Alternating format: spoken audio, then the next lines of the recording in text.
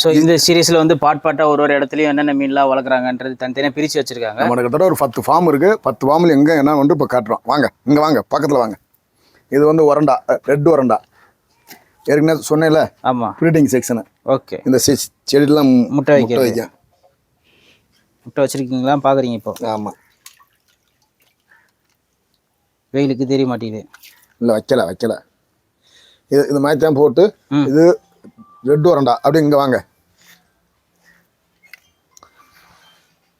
இது red black ஒரண்டா. இது ரெட்டு ஃபர்ஸ்ட் பார்த்தது ரெட் ஒரண்டா, அடுத்து பார்க்கறது ரெட் பிளாக் ஒரண்டா. ஆமாம்.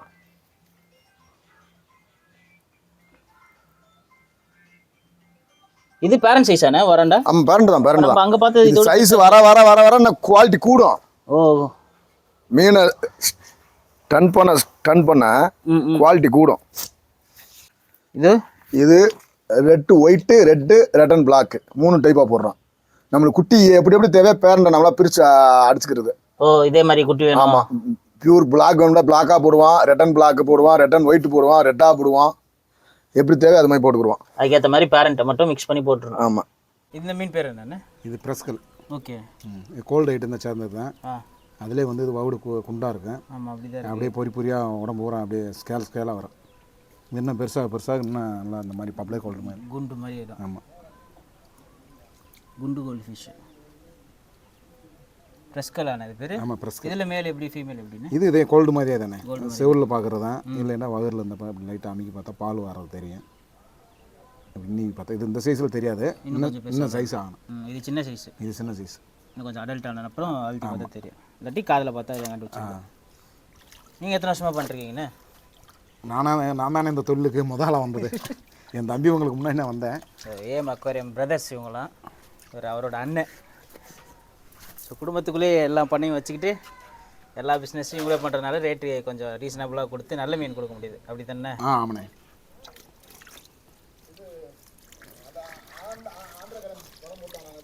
இது polar குட்டினே, medium size polar.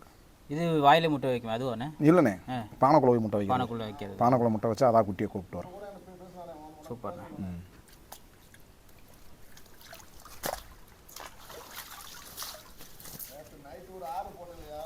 Guppies எல்லாருமே எல்லா பண்ணையிலுமே கப்பீஸ் ஒரு தொட்டியாச்சு இருக்கு கண்டிப்பாக. இது ரெட்டா டெட்ரானே. ஓ, டெட்ரா. இதுக்கு ஃபுட்டில் என்னென்ன போடுறீங்க? புட்டு டாப்னியா நைஸு சேம் தான். இல்லாத பட்சத்துக்கு ஏதாச்சும் புட்டு களி அந்த மாதிரி. சத்து மாவு போட்டு தானே மொத்தம் மீனும் செத்து போச்சு. போலார் பேரட்டு அருமையாக ரெடி பண்ணி வச்சுருந்தேன். ஸ்கூலில் கொடுத்து சத்து மாவு போட்டிங்களோ? ஆமாண்ணே, பால் வயலில் கொடுக்குறாங்க பாருங்க. அந்த சத்து மாவு போட்ட எல்லா மீனும் நல்லா இருந்து. குட்டி அதோட குட்டிலாம் நல்லா இருக்குது. சே பாவம், இதுதான் நிறைய அடிபட்டு போச்சு. போச்சுன்னா மனசு கஷ்டமாக இருக்கும் என்ன? ஆமாம், அதான் இன்றைக்கி ஒரு 100 மீன் காலியாக இருக்குண்ணே. ஒரு மீன் குறைஞ்ச வச்சா 120 ரூபா போடலாம். அந்த மாதிரி பெரிய லாஸ் தான் என்ன? குட்டிலேருந்து வளர்த்துருப்பீங்க. ஆமாம், குட்டியிலிருந்தே வளர்த்தா நம்ம போய் பேரண்ட் எங்கேயும் எடுக்கிறதுலாம் கிடையாது. தொட்டிலே வளர்த்து தொட்டிலே இது பண்ணுறது. நிறையா பேர் பான்லேருந்து எடுத்துகிட்டு வந்து போட்டு ரெடி பண்ணுவாங்க. அந்த மாதிரி நம்ம பான்லேருந்து எடுக்கிற சூழலே இல்லை. சும்மா போட்டு பார்க்கலாமேன்னு போட்டு பார்த்தீங்களா சத்து மாவை? ஆமாண்ணே, ஏதாவது தீனி இல்லை. தீனி இல்லைன்றக்காண்டி போட்டேன். அது செத்ததுவோ மிச்சம்தான். இதுக்கும் சேர்த்து தான் போட்டிங்களா? ஆமாம், செத்ததுமே எனக்கு காலைல பார்த்தேன் பூரா அடிபட்டு போச்சு. இந்த சைஸ் தான் அடிபட்டது இன்றைக்கி. ஒரு 100 மீன் காலி. என்ன பெரிய சைஸு. இவங்கெல்லாம் ஆக்டிவாக இருக்காங்களா? இவங்க நல்லா தான் இருக்காங்க. அதனால தான் கொண்டு வந்து போட்டு சரி நைட்டில் மட்டும் ஏர் மோட்டர் போடலாம். இந்நேரம் ஏர் மோட்டர் போட்டால் பபுள்ஸ் அடிக்க ஆரம்பிச்சிடும். நைட்டில் மட்டும் ஏர் மோட்டர் போட்டுடலாம். சரி ஓகேண்ணே. இந்த கலர் மீன் எடுத்து காமிக்கானே. காமிங்கண்ணே. நல்ல சைஸ்ண்ணே. பேரண்ட்டில் செத்தது இதை காட்டி பெரிய சைஸ். இதோடவா? இதை கூட பெரிய சைஸ். அதே முதலே மனசு கஷ்டமாக இருக்குண்ணே. இது கிரீன் டெல்டா கட்டிஸ்ண்ணே. என்ன கப்பிஸ்ண்ணே இது? Green delta. ஓகே. இதில் என்ன ரேட் என்ன கொடுப்பீங்க? இது 6 ரூபாயிலிருந்து மேல் தெரிஞ்சால் 6 ரூபாண்ணே. அப்படியே போக 10 ரூபா 15 ரூபா. சைஸ் வளர சைஸும் கலருக்கு ஏற்ற மாதிரி. ஆமாம். இது பேரண்ட்டு ப்ளஸ் குட்டி மூன்டெயில் மாலி. மூன்டெயில் மாலி குட்டியும் இருக்குது, பேரண்ட்டும் இருக்குது. ஆமாம். இது வேல்டெல் zebra dark green, plus balloon tyre அல்பினியா பலூன் டயர் இருக்குது. இது தொட்டியில் லைட்லாம் வச்சு பார்த்தா சூப்பராக இருக்கும், செம்மையாக இருக்கும். பலூன் அலுமினியா பலூன் டயரு, வேல் டெல் ஜிப்பர் க்ரீனு. இந்த நம்ம சொன்ன பார்த்தா சாதா டயரு, சாதா அலுமினியா, அந்த சாதா டயரில் பலூன் கொண்டு வந்துட்டான், அந்த அலுமினியா டயரில் பலூன் கொண்டு வந்துட்டான். இதெல்லாம் ஷார்ட் பாடி. Okay okay. இது எப்படி தானே குட்டி போடுமா இல்லை முட்டை என்ன? இது முட்டை வச்சு குஞ்சு வருது எல்லாமே. அதான் ஒன்றா விட்ருக்கீங்களோ? ஆமாம். இது ரெண்டும் கிராஸ் ஆகிடாதானே? அப்படிலாம் ஆகாது. ப்ரீடிங் எடுத்து நம்ம போகிறது தான். ஓ, அதுலேயே அல்பினா டைகர் ரெட் ஒன்று, சாதா ரெட் ஒன்று. ஆமாம், சாதா. அந்த கருப்பு கலரில் வர்றது சாதா ரெட்டு, சாதா க்ரீனு. அல்பினா வளர்ந்து சாதா ரெட்டு, அல்பினா க்ரீன் ரெட்டு ரெண்டுமே இருக்குது. ஆமாம். ரெட் கோலிசா பேரண்ட். இது எல்லாமே பேரண்ட்டு. இது முட்டை வைக்கிற இடம். ஆமாம், இது முட்டை வச்சு குஞ்சு வருது. அந்த கோரா பார்த்தோம்னா அந்த பண்ணையில் அதே டைப் தான். ஓகேண்ணா. மேலு ஃபீமேலை பார்த்தீங்கன்னு கேவலமாக இருக்கும். மேல் கலராக இருக்கும், ஃபீமேல் கலர் இல்லாமல் இருக்கும். ஃபுல்லாகவே வீடியோ தான். வீடியோ தான். இதில் பாருங்கள் கலர், எல்லா கலர் இருக்கும் பாருங்கள். Green, dark green, yellow, pink, red, blue. அதில் இந்த கருப்பு கலர் ரெட்டு, கருப்பு கலர் பச்சை, இதில்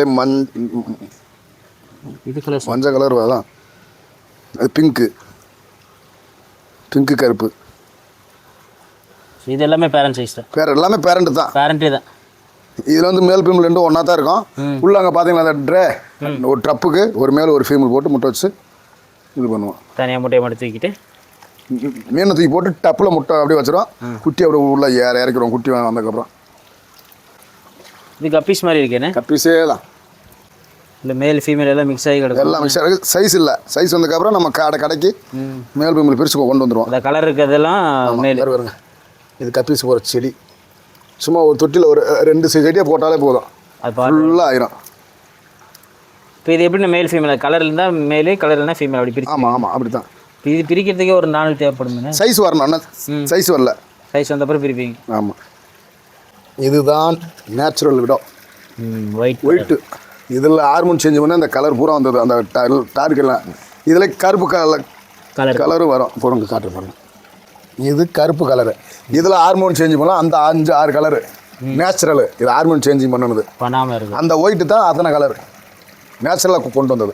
ஆனாலுமே அந்த ஒரிஜினல் கலர் குட்டியே வரதா செய்யுது என்ன? ஆமாம், ஒரிஜினல் வந்துடும். ஆனால் இருந்தாலும் இவ்வளோ சேஞ்சிங் பண்ணி பார்த்தீங்களா, அந்த அதனோட பிறப்பு அப்படியே வருதா? வருது. அந்த கருப்பு வருது, அந்த ஒயிட்டு வருதா? அதை மாற்ற முடியாது. கலரும் வருது, அதில் இதுவும் வருது. அதை நாங்கள் பிரித்து கொடுத்துருவோம். எல்லா பண்ணையிலும் ஒரு செடிக்குன்னு ஒரு தொட்டி வச்சுக்கிடுவோம். அதில் கம்பல்சரி. அப்போ தான் நமக்கு மீன் யூஸ் ஆகும், சேல்ஸும் கரெக்டாக இருக்கும். ப்ரீடிங்கும் நம்மளுக்கு தான். செடி கப்பீஸுக்கு பிளாட்டி சோடு கம்பல்சரி செடி போடுவோம். ப்ரீடிங் போடுற எல்லாத்துக்குமே செடி போட்டு தான் ஆகணும். இது வந்து அல்பினா டைகர். இந்த அல்பினா டைகர் எடுத்து தான் அந்த அல்பினா ரெட்டு, அல்பினா க்ரீனு. இது சாதா டைகர். சாதா டைகர் எடுத்து தான் க்ரீனு. அந்த இது green tiger, red tiger. So இதெல்லாம் பேரண்ட் இங்கே ப்ரீட் பண்ணி நம்ம குட்டி எடுத்துக்கிறது. வாங்க குட்டி காட்டுற பாருங்க. சரி, நம்ம மீன் வளர்த்து குட்டி பண்ணால் இந்த மாதிரி ஒரு இடம் கண்டிப்பாக தேவையில்லை. கண்டிப்பாக நம்மளாம் சொந்தமாக உற்பத்தி பண்ணுறதுனால நம்மளுக்கு ஒரு லாபம் நிற்கும். இல்லாட்டி வாங்கி சைஸ் பண்ணி ஓட்டலாம், அதுவும் நல்லா லாபம் தான்.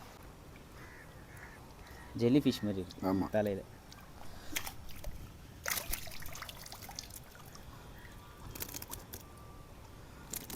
இல்லைண்ணா.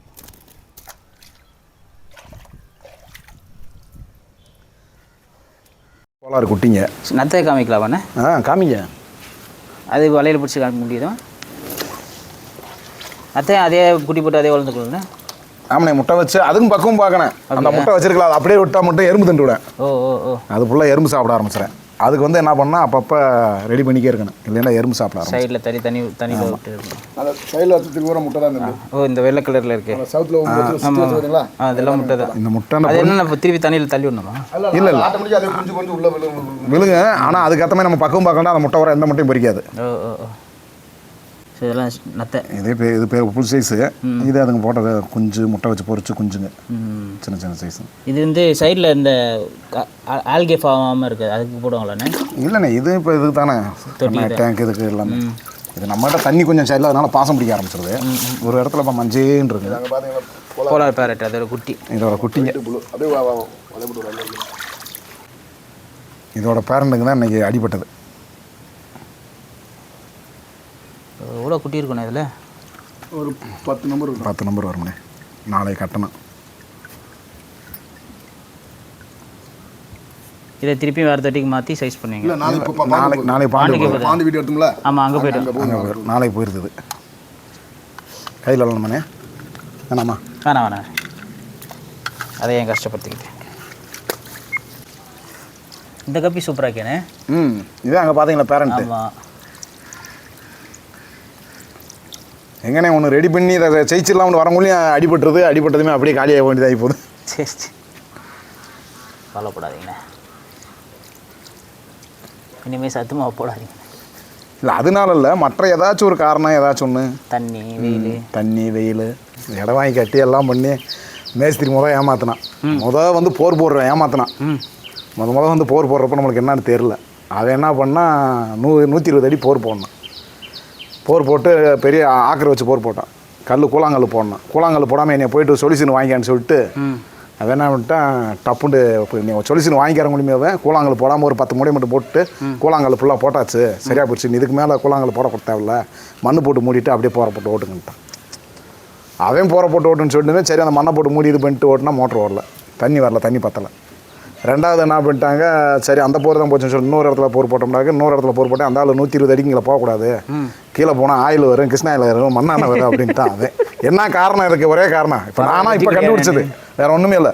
120 அடி போர் தண்ணி இல்லையா, அடுத்து ஒரு போர் போடுவான். அவன் தொழிலை டெவலப் பண்ணுறதுக்கு அவன் இந்த 120 அடி போர் மட்டும் போடுங்க அப்படின்னு சொன்னேன். 120 அடி இப்போ ஒரு வருஷம் தண்ணி இல்லை, அடுத்த வருஷம் நீ என்ன பண்ணுவேன், இன்னொரு போர் போடணும். அந்த மாதிரி இப்போ நானாக கண்டுபிடிச்சிக்கிட்டேன். அதுக்கு பின்னாடி தான் என் தம்பிக்கு சொன்னேன், எப்போ 200 அடி போடு, அது பெட்ரோலே வந்தாலும் பரவாயில்ல நம்ம எடுத்து விற்றுக்கலாம் அப்படின்ட்டேன். அந்த 120 அடிங்களை போடக்கூடாது அப்படின்ற மாதிரி இங்கே கொண்டு வந்து இது பண்ணேன். அது முதல்ல வந்தனால எனக்கு தெரியல. இங்கே வந்து 10 வருஷம் ஆச்சு நான் இடம் வாங்கி. 10 வருஷத்தில் நிறையா கற்றுக்கிட்டே தான் இருக்குமே தவிர இன்னும் முழுசாக எதுவும் கற்றுக்கறல. இங்கே வந்து அங்கேருந்து மொத்தம் வந்து தொழிலுக்கு வந்து 26 வருஷம் ஆச்சுண்ணே. நீங்கள் பண்ண தப்பெல்லாம் தம்பிகிட்ட சொல்லி பண்ணாதேன்ட்டிங்களா? எதை இவன் இங்கே வரல, இவன் இங்கே வந்து போர் போட்டான். இவனையும் அதான் சொல்லிட்டேன், எப்போ 200 அடி போர் போட்டு பெட்ரோலே வந்தாலும் பரவாயில்ல. அதான் என்ன சொல்கிறான், ஆயிலாக வரும், கிருஷ்ணாயில் வரும், மண்ணெண்ணெய் வரும், எது வந்தாலும் சரி 200 அடி போர் போடு, அப்புறம் பார்த்துக்கலாம் அப்படின்னு சொல்லி சின்ன தம்பிக்கலாம் அப்படி தான் சொல்லி போட்டு இது பண்ணேன். அதே மாதிரி இந்த தொட்டி கட்டுறது இந்த காங்கிரீட் ஃபுல்லாகவே வந்து காம்பவுண்ட்லேருந்து எல்லாம் பேசி கான்ட்ராக்டாக விட்டேன். கான்ட்ராக்ட்னா மெட்டீரியல் நான் வாங்கி கொடுத்துறேன், கட்டு மட்டும் நீ கொடுத்துனுட்டேன். 2,40,000 ரூபா பேசியாச்சு. அதை என்ன பண்ணேன், அந்த இடத்துல வந்து அன்றைக்கி நான் சுத்தம் பண்ணுறப்ப பக்கத்து இடத்துக்காரங்க கூட பிரச்சனை பண்ணேன். பிரச்சனை பண்ணுறப்ப சரி அந்த டென்ஷன்லேயே நான் இருந்தேன் பாருங்கள். இவன் சுற்றி சேசி போச்சு காலங்குழி எடுக்காமல் சுற்றி ஃபுல்லாக தரப்பழத்தை மட்டும் போட்டு தொட்டி கட்டிட்டு கீழே வந்து காங்கிரீட் போடல. காங்கிரீட் போடாமல் வெறும் எம்சாண்டை கொட்டி விட்டு அப்படியே தர வச்சு விட்டு போட்டு அதை அந்த தொட்டி பூரா டேமேஜ் ஆகி கிடக்குறது. வேற ஆளாக இருந்தால் பைத்தியம் பிடிச்சிக்கிறேன். அதில் அறவுரை ஆனாலும் செய்ய முடியாதுண்ணே. அதுலேயும் வந்து புதுசாக வந்து செய்கிறாலாம் ஈஸியாக ஏமாத்திட்டு போயிடுவாங்க. இவ்வளோ வருஷம் இருந்த உங்களுக்கே 16 வருஷம் அந்த தொழிலில் இருந்திருக்கேன். 10 வருஷம் வந்து இங்கே வந்து இடம் சொந்தமாக வாங்கி கட்டி இங்கே 10 வருஷம் பண்ணுறேன். இதில் வந்து இந்த மேஸ்திரிங்க செஞ்ச வேலையில் அவ்வளோ ஒரு டென்ஷனாக அவ்வளோ ஒரு மன உளைச்சலாக இருந்தேன் எனக்கு.